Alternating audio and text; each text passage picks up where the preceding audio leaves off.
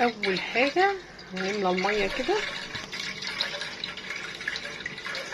تمام علشان نعمل مكرونه بطريقه حلوه وجميله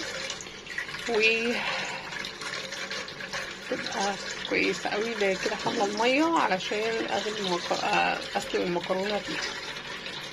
فكرت حبايبي كل اللي بيشوف الفيديو يا رب يعمل لي كده لايك واشتراك واكتب لي كومنت حلو. الكومنتات الحلوه بتاعتكم ديت بتشجعني جدا جدا جدا ان انا اصور فيديوهات وان انا اعمل ايه اكمل في القناه بتاعتي. فما تنسونيش يا جماعه في الكومنتات بتبقى منكم جميله قوي.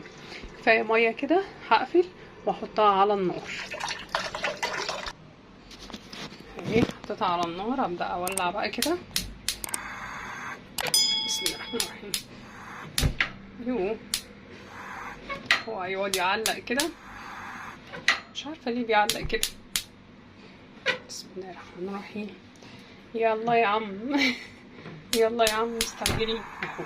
الحمد لله اهي. ونغطي المكرونه الميه يعني بتاعها.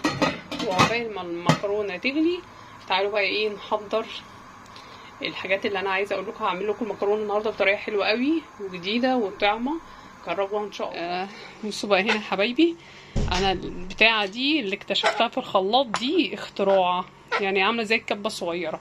هحط هنا توم، ده توم انا عاملاه خلاص اهو ومفرزاه، وهجيب كام قرن فلفل كده اهو هقطعه عليه، وبعدين نشوف هنضربه في الكبه الجميله العسل ديت انا فرحانه بيها قوي بصراحه.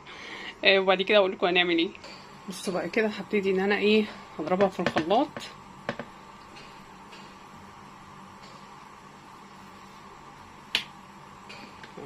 خلاط ليه مش شغال مش عارفه، يبقى الكبه ايه مش مقفوله حلو. هقفلها كويس وارجع لكم.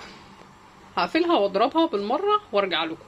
بصوا هنا دي كمان دي بقى الصلصه اللي انا معتمده عليها. الصلصه دي انا صلصلتها عادي وحطيتها في البرطمان، وبعدين لقيت حد بيقول ان انا ممكن اقلبها كده اخلي يعني الفتحه بتاعه البرطمان من تحت واسيبها من غير ما احطها في التلاجة. وانا عشان ما عنديش مكان في التلاجة رحت عملت كده، قلت هجرب. وبعدين انا كنت سايباها من غير كيس، فبصوا عملت ايه. فقلت بقى ايه احط تحتها كيس كده وهجرب بقى. والله يا رب ما تكونش حمضت. انا بقى حطاها هنا بقى لي كان 4-5 ايام كده، فيا رب ما تكونش حمضت. هشوف بقى الكبه ديت واجيلكم. بصوا بقى يا جماعه ده اختراعي. انا ضربت الثوم بالفلفل خلاص في الكبه في هون على اي حاجه يعني، بس لازم تبقى مضروبه كده وتبقى ناعمه علشان تاخد الطعم اللي احنا عايزين نوصل له. جميله قوي. هنستنى بقى المكرونه، كل ده الميه على النار لسه ما غليتش، ونحضر حاجتنا عقبال ما هي تغلي. استناكم بقى لغايه ما هي تغلي.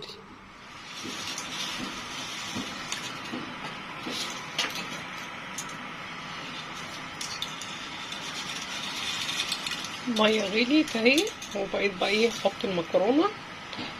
ما تحطيهاش كلها مره واحده عشان كلها ما تمسكش ببعضها. حاولي ان انتي تفرفطيها كده تفرطيها يعني عن بعض كده عشان ما تبقاش كلها ايه ماسكه ببعض.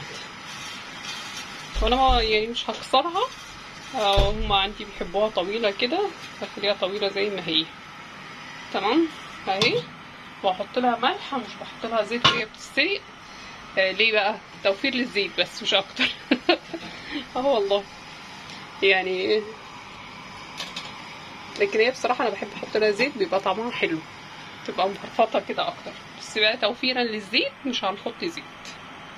احط الملح، خليكم معايا اهو.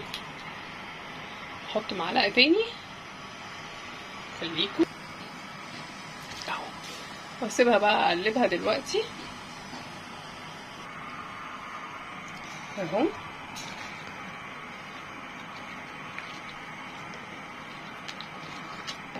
والله يا جماعه انتوا هتقولوا مكرونه يعني سهله ماشي وبتعملي لنا فيديو عليها، بس والله ابدا. يعني المكرونه في ناس كتير جدا ما بتعرفش تعملها، في ولاد صغيره، في بنات صغيره متعرفش تعملها. فايه حتى مثلا عندي مثلا في البيت مثلا يقولوا مش هنعرف نعمل مكرونه مش عارفه، اقول لهم ايه طب طلعوا فيديو كده نشغله ازاي نعمل مكرونه، فبجيب لكم كل الخطوات علشان لو ايه سايبين ولادكم مثلا بنت صغيره حد جرى عليه الزمن ما كانش بيطبخ وبقى بيطبخ يبتدي هو يعرف ازاي بنعمل المكرونه. طبعا المكرونه دي انا جايباها سايبه، في مكرونه اكياس وفي مكرونه سايبه، دي انا جايبه كيلو سايب. خلاص انا كده هسيبها، انا قلبتها وفرفطتها كده من بعض، فرفطتها يعني ايه بعتها كل واحده عن التانية عشان ما يمسكوش في بعض اهي، مش هقعد بقى الف فيها كتير هسيبها. وفي الحاله دي هروح ايه اكمل بقيه الحاجات اللي انا بحضرها. بص دي اول حاجه هعملها، هجيب المصفى تمام واحطها في الحوض كده، والمصفى دي برجلين يعني مش لازقه في الحوض، لو ما عندكيش مصفى برجلين زي ديت حطي مصفتين تحت بعض، يعني مصفى فوق ومصفى تانية تحتها تحت. ليه؟ عشان ميه تنزل من فوق وتنزل من تحت وما تبقاش ايه مخزنه ميه تحت. لو حطيتي طبق هتخزن ميه، ممكن تحطي طبق لو ما عندكيش مصفى تاني، او ممكن تحطي طبق مقلوب تحتيها، المهم بس ما تخليهاش لامسه الحوض ماشي اهي. ويفضل ان انت تصفي المكرونه في حاجه معدن ألمونيا او ستانلس، لكن ما تصفيش المكرونه في حاجه بلاستيك، في مصفى بلاستيك. ليه بقى؟ قولي لي ليه. عشان البلاستيك ده غلط. يعني انا عندي بصي مصفى بلاستيك اهي، بس انا مش هصفي فيها تمام، هصفي في الألمونيا دي، مخليها للمكرونه او لاي حاجه سخنه. اي حاجه سخنه لازم تصفيها في ايه، في حاجه معدن كده. فالمصفى دي انا بحبها قوي عشان هي برجلين ما بتحتاجش حاجه تحتيها تمام. يلا بقى نشوف هنعمل ايه تاني. بصوا بقى يا حبايبي، انا عندي هنا حضرت التوابل اللي انا هحطها. ايه رايكم في شكل التوابل كده؟ عسل والله، عسل عسل يا ام يوسف. بصوا بقى، اولا دي الفلفل والثوم اللي احنا ضربناهم في الكبه بتاعه الخلاط، الكبه دي يعني تحفه وجات لي من السما. دي البرطمانات اللي انا حاطه فيها الايه التوابل بتاعتي، شايفين البرطمانات حلوه ازاي؟ برطمانات ازاز، بواقي مثلا عسل مربى صلصه، اي برطمانات فاضيه حتى لو مش من عندك ممكن تاخديها من اي حد من ايه من اللي عندك اللي بيستخدموا قرايبك اخواتك. وده ازازه خل اهي خلاص عشان هحط فيها شويه خل. وهنا دي شطه، بصوا بقى دي شطه، ده فلفل اسود، جنزبيل، كركم، كمون والملح، وهنا الثوم والفلفل. خلاص كده مفيش حاجه ناقصه. والصلصه عندنا قلنا ان احنا ايه هنجربها، بس هي المكرونه هتتسلق وابدا بقى اجيب شويه زيت واحطها وهنشوف مع بعض. يبقى دي التوابل اللي انا هحطها. الله والله شكلها حلو قوي كده ومحطوطه في المعلقه تحت، وكل غطا برطمان حاطه تحتيه الغطا بتاعها. يعني ده برطمان الكمون حط عليه معلقه الكمون، برطمان الملح حط عليه معلقه الملح، شكلها عسل قوي. والزيت طبعا احنا هنعملها بالزيت. بصوا كده يا جماعه اهي، هي كده حلوه اهي. فهطلعها ازاي؟ هشيل الحله دي كلها واروح اصفيها في المصفى اللي انا حطاها في الحوض. والله يا جماعه بقول لكم ليه كده، عشان في ناس كتير بتتلبخ قوي. يبقى انا كده هاخدها واحطها في المصفى وانتي كده شايله الحله بالراحه عشان ما تدلقش عليكي. هاخدها كده واقوم ايه مصفياها في الحوض، قصدي في المصفى اللي في الحوض، وهفتح عليها الميه عشان اغسلها. بصوا كده انا اهو حطيتها، استنيتها ما نزلت كل الميه السخنه اللي كانت فيها، وبعدين فتحت عليها الميه الساقعه واقعد بقى كده اقلبها ماشي، اقلبها كلها بحيث ان الميه اللي فيها تنزل نظيفه من غير بقى اي نشا فيها. خلاص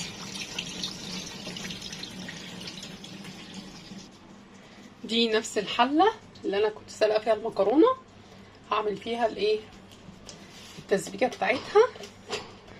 غسلتها كده شطفتها انت، يعني هي ما فيهاش حاجه، هتشطفيها كده وتنزلي النشا اللي كانت فيها.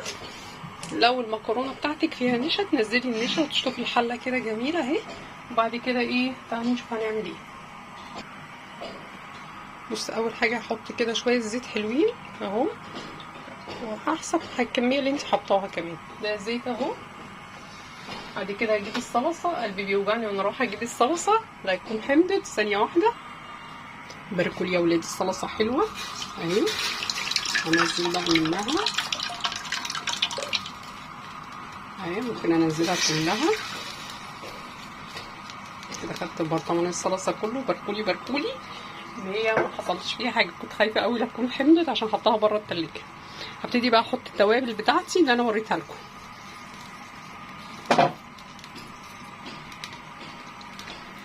ده اول حاجه كده الملح. طبعا الملح بقى انت بتدوقيه وتحطي كميه تانية لو انت عايزه. كمون، كركم، جنزبيل، كتري بقى من الفلفل الاسود اللي انا بحبه قوي. شويه شطه عشان تخليها كده مشطشطه. بس الفلفل والثوم اللي احنا كنا ضاربينه هحطه برضو عليه. احنا ضاربينه ده في الاول خالص كده، هنزله خلاص. وانا بقى هنزل الباقي وارجع لكم. بصوا يا جماعه، شويتين كده تقلبتين مع الزيت مع الطماطم كده من غير ما احط ميه اهي. وبعد كده هبتدي بقى ايه ازودها ميه اهي عشان تغلي شويه كده. ما دام الزيت طلع كده فوق الوش يبقى هي اتسبكت. وهحط بقى المكرونه دلوقتي، بس قبل ما احطها احط بقى شويه خل، نقطتين كده خل او معلقتين خل كده بس كده. ليها بقى نكهه وطعم رائع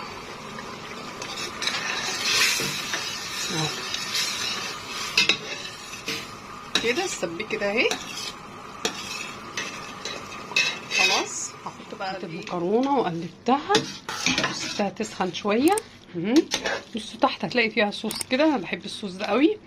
وغلبت لي شويه وعايزه اقول لكم دقتها طعمها يجنن، والله طعمها يجنن. جربوها ومش هتندموا. جربوها وقولوا لي ايه رايكم. تمام، يلا كل اللي يشوف الفيديو بقى ما ينساش يحط لي لايك وكومنت واشتراك في القناه لو انت لسه جديده. لو مش جديده بقى يبقى لايك وكومنت وشيروا الفيديوهات يا ولاد. شيروا الفيديوهات على قد ما تقدروا. اشوفكم على خير. السلام عليكم ورحمه الله وبركاته.